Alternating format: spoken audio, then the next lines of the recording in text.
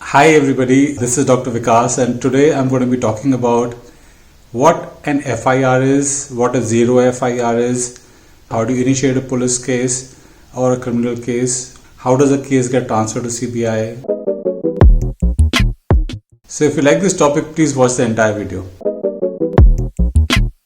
What exactly is an FIR? So we've heard so many stories about police did not file an FIR or they did not investigate the case. I had lost my suitcase, I went to the police station and they did not write an FIR, etc. etc. First of all, let me get this clear.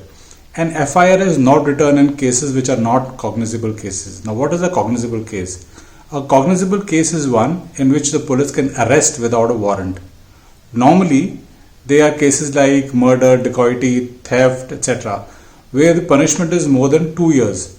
I mean, in general, we can say it may differ in some places, but in general.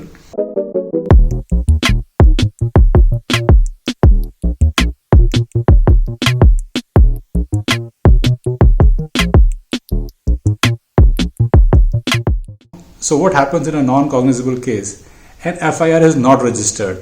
What is registered is known as an NCR or a non-cognizable report. So if it is a small case like somebody shouted at you or somebody touched or hit your car or something very petty. So if the police is not registering an FIR, they're not doing anything wrong. So what happens once an FIR is filed? As per the criminal procedure in the IPC in India, once a case is registered as an FIR, the police is supposed to give you a free copy of the FIR. That is your right if you filed the FIR. If they have arrested somebody without a warrant, they have to produce that person in front of a magistrate within 24 hours. Of late, they made a slight change in this, that 24 hours plus the travel time. For example, in some states, police stations are very far away from the magistrates, so it may take hours to travel, 6 hours, 8 hours in some cases. So the travel time is allowed, but otherwise 24 hours is the time given to produce a person in front of a magistrate. Now, magistrate will interrogate the person, ask him what exactly happened, and then take a decision as to whether further investigation is required or whether there is no case. There is no case for a case. So if that's the case, the magistrate will just end the case right there. If he thinks that it warrants any investigation, he'll direct the police to submit an investigation report. Now, what happens in case the investigation starts? The police has a right to keep the arrested person in remand for a total of 15 days. So they can keep him for 2 days and give up the remand and then bring him back and forth and back and forth, but a total of 15 days is allowed. That means whatever interrogation they have to do within 15 days of police remand. We normally hear about so and so person confessed. Now what exactly is a confession? As per law, a confession made when a person is in police custody is non-admissible. That means if the person can prove that he was in police custody, then that confession will not be admitted. That means it's an invalid, useless, worthless confession. So the person may not be handcuffed, but if the person thinks, for example, police see this person in the marketplace and says, "Come on, follow me to the police station." Now his police custody starts, even though he's not been handcuffed, he's not been detained or anything, because the person is not free to go wherever he wants to go. This is known as police custody. So if a person is in police custody and if he makes any confession, that is not admissible. For discovery, for example, if they arrest somebody and they think this person knows who committed the murder or they feel that he committed the murder or he was an accomplice, so they will use methods to get the truth out of him so that they can go and discover more facts. So what kind of a confession is admissible in a court of law? Only a confession that is made in front of a magistrate, and the magistrate will ask this person, "Are you under any pressure? Has somebody threatened you or put any pressure on you to make this statement?" And the person says, "No, I am making this statement out of my free will." Only in that case, confession is admissible. There are two things. One is a confession, one is an admission. Now I'll explain the difference. An admission is a statement which does not implicate a person, but a confession is a statement that implicates a person. For example, if the magistrate asks him that, were you at the scene of crime on so and so date and did you commit the murder? He'll say, yes, I was at the scene of crime, but I did not commit the murder. So the first statement was an admittance that he was there. That does not implicate him, but he did not commit the murder. So later on, if he goes to say, no, I wasn't there at all, I was somewhere else, so that will not be allowed because he's already admitted. And then the police can build the case from there with that statement. So that is an admittance and it is not a confession. Now, what will happen if you go to a police station and they won't register your FIR? First of all, I've explained to you in what cases FIR is registered and what cases it is not registered. For example, if somebody has chucked some filth in front of your gate, there's no FIR for that because it's not a cognizable offense. Now, what happens if it is not a cognizable offense? So, if it is not a cognizable offense and if you made a report to the police, which is known as an NCR or a diary report, then what you can do is you can take that complaint to the magistrate that I have filed this report with the police and please order an investigation. And if the magistrate orders an investigation, only then will the police investigate. Otherwise, the police cannot even initiate an investigation. It's not within their powers to initiate an investigation when the case is not a cognizable case. So this is something they need to understand.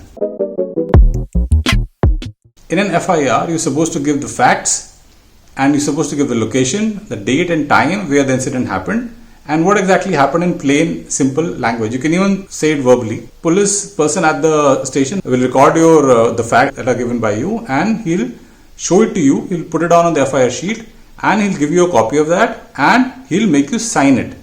If you cannot read and write, he'll put your thumb impression, your left thumb impression. So that is how an FIR starts. Once it is filed, then the police have to submit a report in front of a magistrate, etc., and the case starts from there. So the starting point of a police case or a criminal case is an FIR. If you don't want to file an FIR, you can straight away go to a magistrate and file a complaint at the magistrate.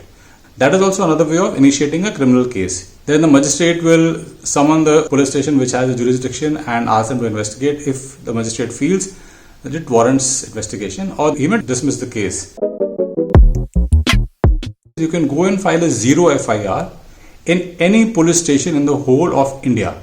That means if the offence was committed in, let's say, Ghatkopar in Mumbai, you can file a zero FIR in Sikkim or in Lakshadweep, anywhere in India.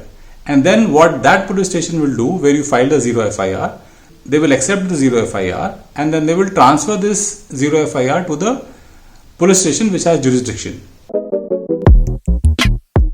One thing which you must know is that the CBI does not report to the Home Minister. It reports directly to the Prime Minister, the sitting Prime Minister. It does not report to the Home Minister. And for that reason, whenever there is a CBI inquiry or CBI anything, the opposition will normally accuse the Prime Minister of using CBI or misusing CBI as a personal tool, etc., etc. All oppositions do that. It's always been happening. There's nothing new. Now, how does CBI get involved in a case? It is generally understood and generally accepted that CBI will not get involved in any case unless the state where the offence has taken place requests CBI to get involved. So we hear this Sushant Singh case and everybody saying, why doesn't the CBI take over and why doesn't the CBI get into the investigation, etc., like that. CBI cannot just get into a case like that, so they need the state's permission. So what has happened now is that there was a zero FIR filed somewhere in Bihar, maybe Patna, I forget which state, which city, and now the Bihar Chief Minister has recommended a CBI investigation because an FIR was filed there. So a lot of legal experts will probably quarrel over this. Finally, it will go to Supreme Court. Supreme Court will decide whether or not this case warrants a CBI investigation or not. But normally, CBI investigation is done in cases under the hand of the Prime Minister, where the matter is of national importance. Matter involves several states. Matter involves very high-ranking people beyond the reach of the normal police of the state, because the state police reports to the state home minister and the state chief minister in turn.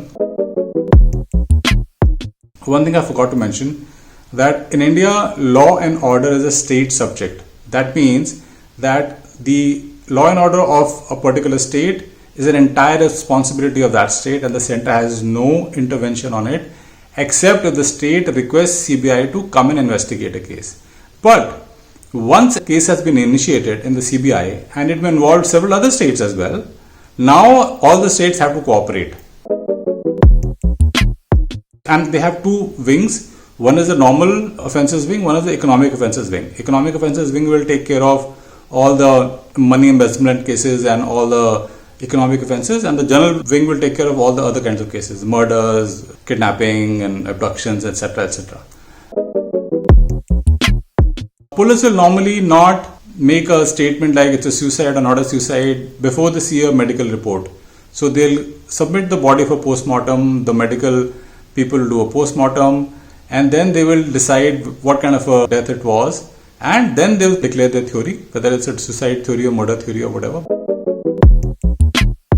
Now there's one lacuna in the Indian law, I'm calling it a lacuna, that when police discovers any fact which goes against their theory, for example, if police wants to prove that it's a suicide and they find some evidence which points in the other direction. So as per law, legally, they're not required to submit that evidence in court. They can hide that evidence because the law gives them the permission to do that. I hope I've covered all the points. If there's anything I missed out, please let me know in the comment section below. Okay guys, you have a good day. Bye-bye.